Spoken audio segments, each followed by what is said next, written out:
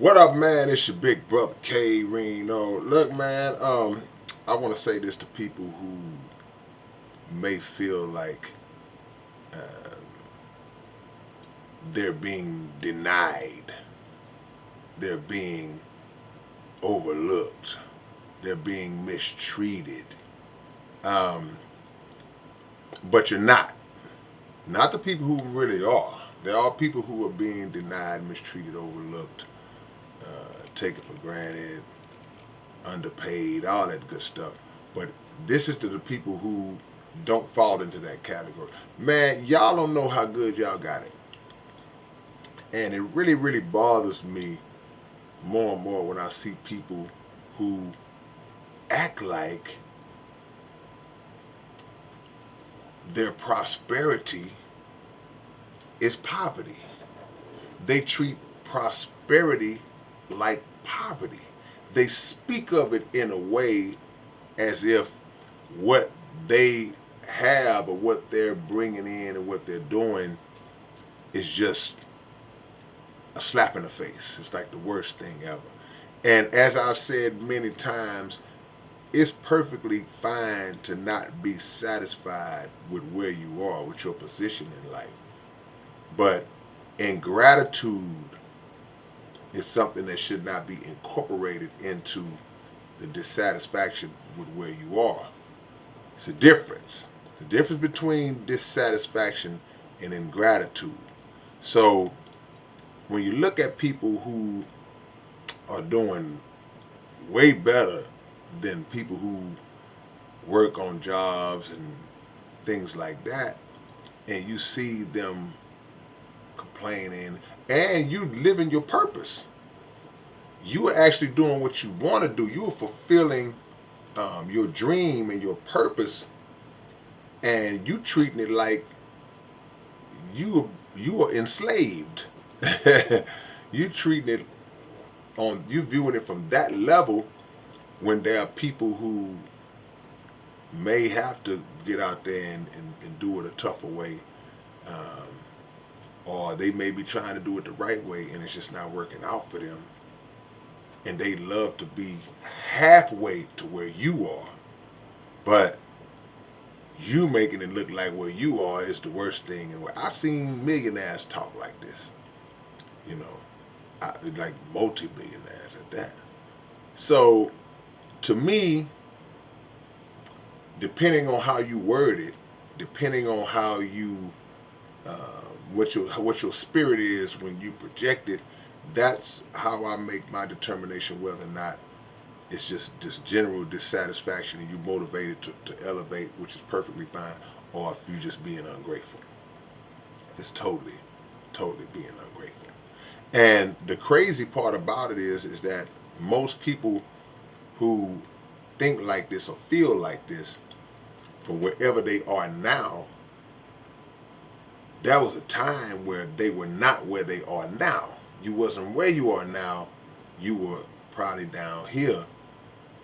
But it was a time when whatever was happening for you down here, it was like the greatest thing in the world to you.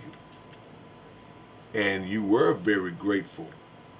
But what happens in human nature, I guess,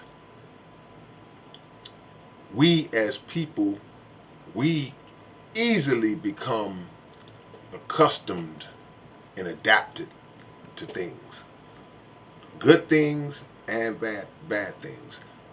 Whereas there are people who once lived in nice homes and drove nice cars, and something happened, misfortune befell them, and all of a sudden they homeless, sleeping on the bridge. They made the adjustment and they've adapted, and now being homeless doesn't even seem like a horrible thing to some of them. Then there are people who may have been homeless and they may work their way up to living in an apartment, having the job, and they adjusted to that. All of a sudden, that's the norm now. So we do that even when we start to witness increase in our life, because you may have been getting making 500 a week, and now something happens to where you make it 5,000 a week. You get used to the 5,000. You immediately adjust your lifestyle to get used to the 5,000, whether it's responsible or frivolous. You've adjusted your lifestyle to it, and then you become in a place where it's like, man, this ain't good enough. And that's cool for it to not be good enough, but please don't look at where you at like it's trash. That's what I mean when I say you don't know how good you got it. And unfortunately, most people figure out how good they got it once they don't got it no more.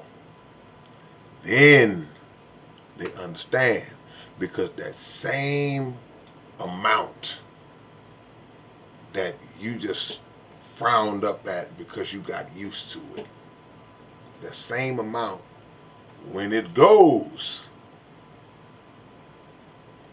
you be wishing for that amount.